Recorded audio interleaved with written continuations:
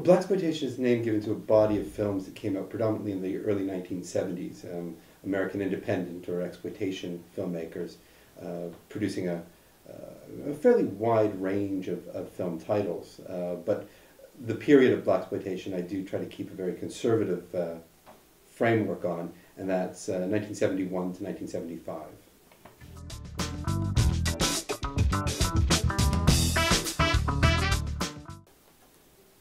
What do you expect to see in a typical Blaxploitation film?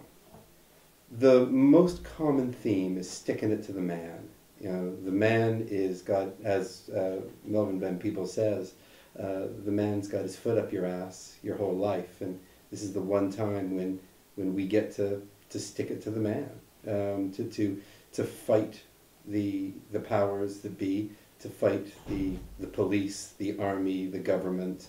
You know, however the man wants to manifest himself. This is about standing up for the little guy.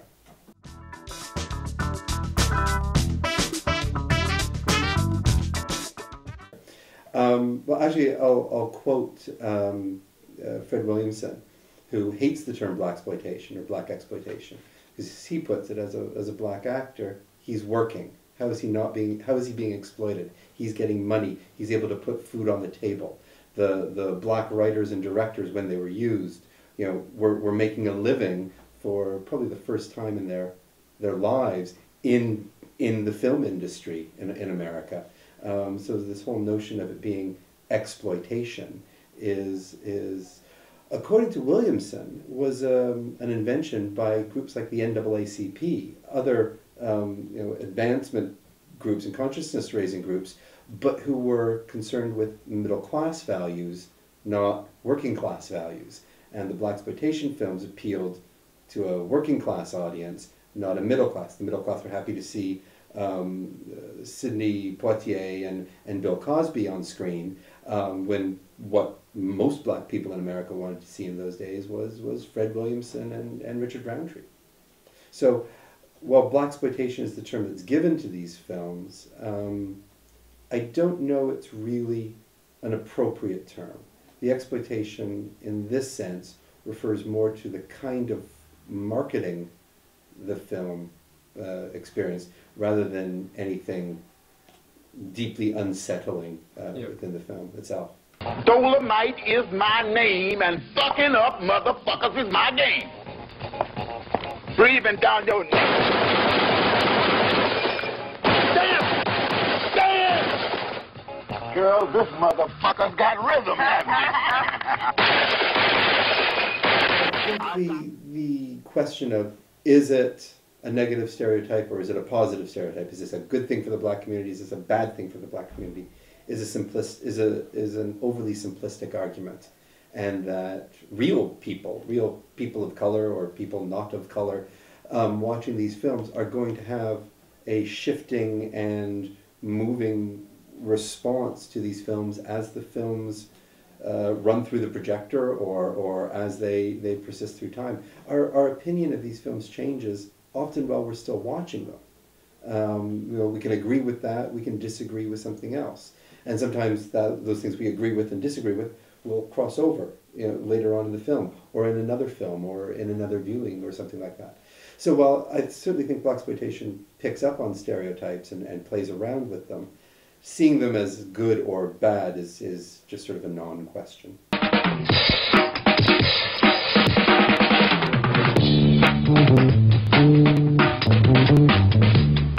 You offer pretty good news to me, slapping up on some white cops. Yes, indeed. I'm gonna say a Black Ave Maria for you.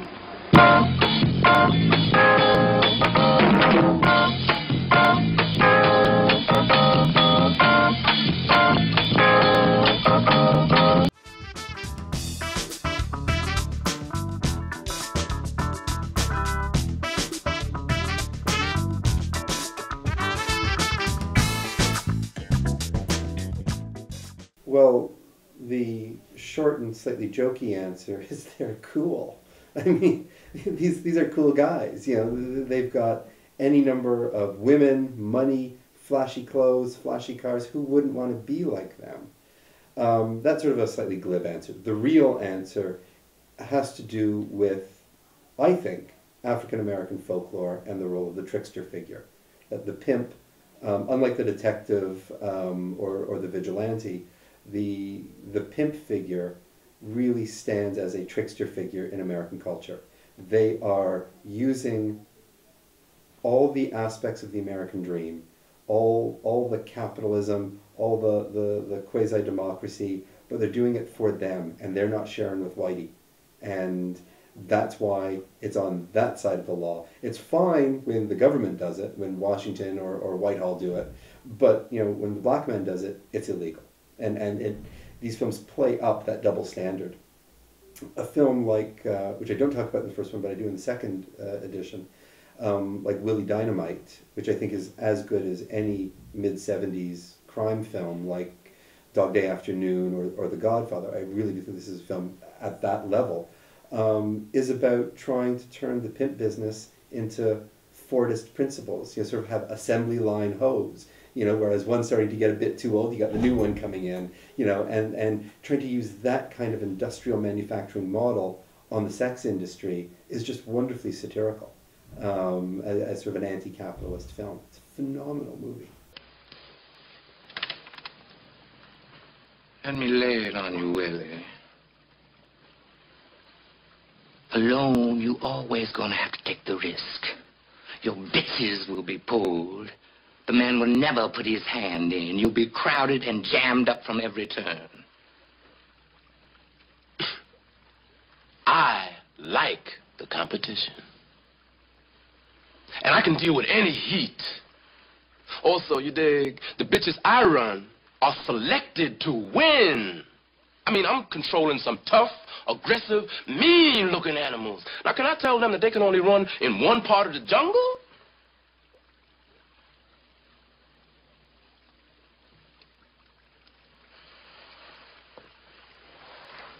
I got split. You see, particularly in a film like Black Caesar, Williamson's character is, yeah, he's living off of the crime within his neighborhood to some extent, but he's also giving back a whole lot to his neighborhood. This is black-owned business, and it's seen as illegal because it's not white-owned business exploiting a black neighborhood. Yeah. Do you feel the way black America is portrayed in these films is a fair portrayal? I wouldn't know. I didn't grow up black in America.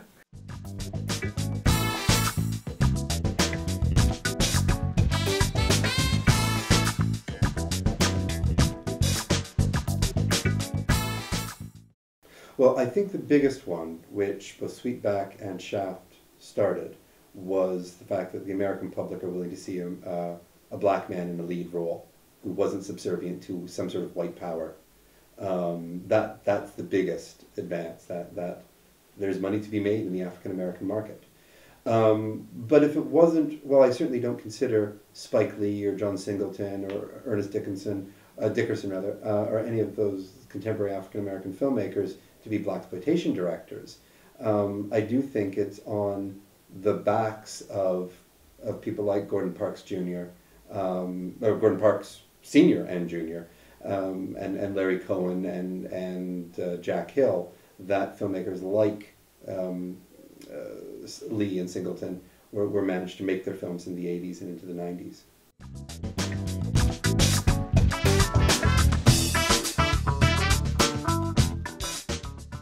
You say this cat is a bad mother? Shut your mouth. I'm talking about Sheriff. And we can dig it. He's a complicated man, but no one understands him but his woman. John Shaft. Hey, what's happening, Marty? Same old sixes and sevens, Shaft. Look, I was looking for you like 10 minutes ago. Harlem Cats? How in the hell should I know? Everybody looks the same to me. Take it easy, Marty. Shaft.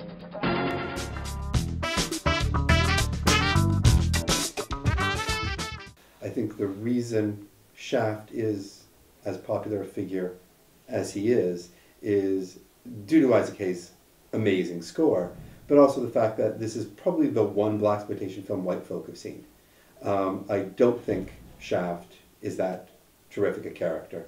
In fact, I would argue with this whole pantheon of black heroes sticking it to the man, Shaft is the man. Shaft is working for the man. He's not working. He may talk about Whitey and you know, honky cops and stuff like that, but he's working for them. Yeah, he's private detective, but he's as much in the pocket as any lackey. So I don't see Shaft as being the great African American hero. Much better look at somebody like Youngblood Priest and Superfly, or Coffee and Foxy Brown with Pam Grier. Those are better heroes. Yeah, so like Pam Grier in particular is very popular even to today. Obviously Quentin Tarantino, Jackie Brown.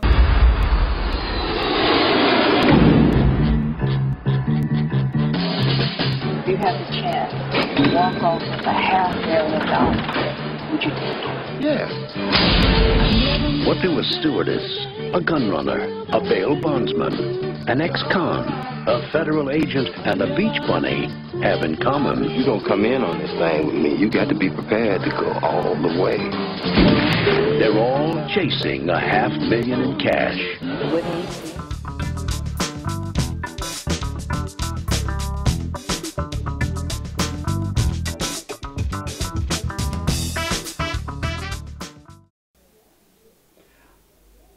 In many cases, what the Pam Grier heroes offered to action cinema in general, let alone black action film in particular, was the woman doing it on her own. That usually the men in her life were incapacitated in some way and weren't able to help her or protect her. She had to do it for herself. And I wasn't there, I didn't grow up in this environment, but from what I have read, what I have heard, is that Pam Grier really spoke to a number of black women in America in those days. It was, you know, that's right, we are the people who's keeping the community going. The men may be out there doing their thing, but we're the ones who are really on the front line. We're the one who have to pay the costs. It's also significant, I think, that what Pam Grier tried to do in her characters, particularly things like Coffee and Foxy Brown, was to ground the character in as much believability as possible. So she wasn't a superstar athlete. You know, she wasn't a kung fu expert. She was just an average person who had had enough of the man. And everything she did was grounded in reality, including in Coffee, I think it is, where she puts razor blades in her hair. So come the big cat fight, and this other chick grabs her hair. She's grabbing hold of the razor blades. That's apparently what a number of prostitutes did in order to bit of protection was to. So she was still kind of, especially in terms of the film art, kind of portrayed as a, you know, just kind of a sex object almost. She is, but it's on her terms. It's always on her terms. And again, the first time I saw these films when I was writing the first version of the book, I'm sort of thinking, I don't see her as a feminist figure. She's as victimized as anyone. You know, characters have to come in to tear open her top to show her breasts all the time. But again, with maturity and with going back to these films, again, they're still her breasts. She's using her sexuality, which is her main weapon, and she's using it to empower herself, not to empower some guy.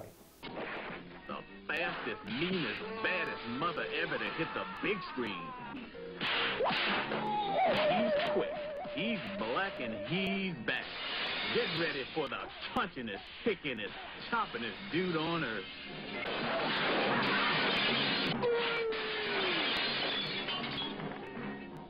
Right on. What did black people see in these kung fu movies in particular? That I don't know. I honestly don't know. It's a question that I have, and I'm not even sure how to answer how to research to answer that question. I think there's several factors. One is that through African Americans being shipped off to Vietnam in the late 60s and 70s, that black people came in contact with with martial arts, with Eastern martial arts, and brought it back with them. Secondly, it's not just a fighting style, it's a discipline and a way of building up the self-respect within the black communities through martial arts and through that kind of development of improving yourself before you start doing the big flamboyant fight scenes outwardly. The third option, and I don't think this is a little one either, is it's a great excuse to kick Whitey's ass. You know, in the Hong Kong films, they're not white either. You know, getting tired of seeing, you know, the white man who's got all the power and all the guns, and now we can show you that the black man don't need guns. You know, that was part of the attraction as well. So I think it has a lot to do with the fact that it's not white. Oh, the music. I don't know. There's an energy, a social consciousness to the film, to the music rather. Curtis Mayfield is my favorite, and I've had this argument, sort of typical pub type argument. You know, people who say, you know, Isaac Hayes' Shaft soundtrack. Other people saying James Brown for Black Caesar, and I'm very much Curtis Mayfield for Superfly as the ultimate blaxploitation soundtrack.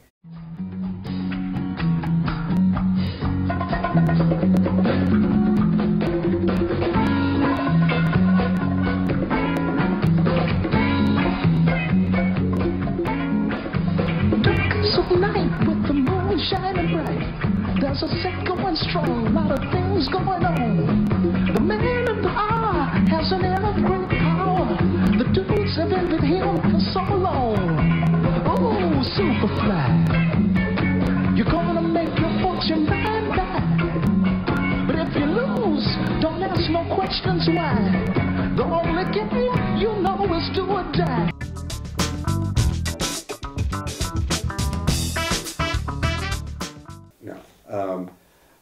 Black Dynamite gets away with it because it's trying to be a lost film from 1975. So it can do all of those things.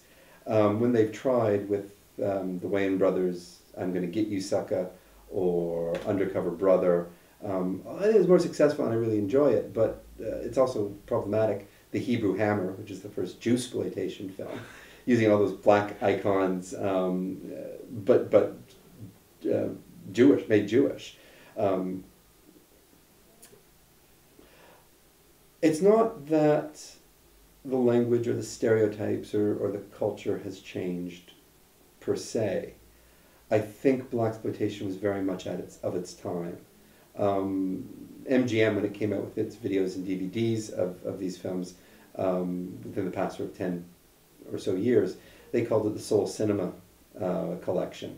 And that notion of soul cinema, I think, is a better term for blaxploitation than blaxploitation, because the music is so much a part of these films. And with Curtis Mayfield and Isaac Hayes and James Brown, we're talking about soul music.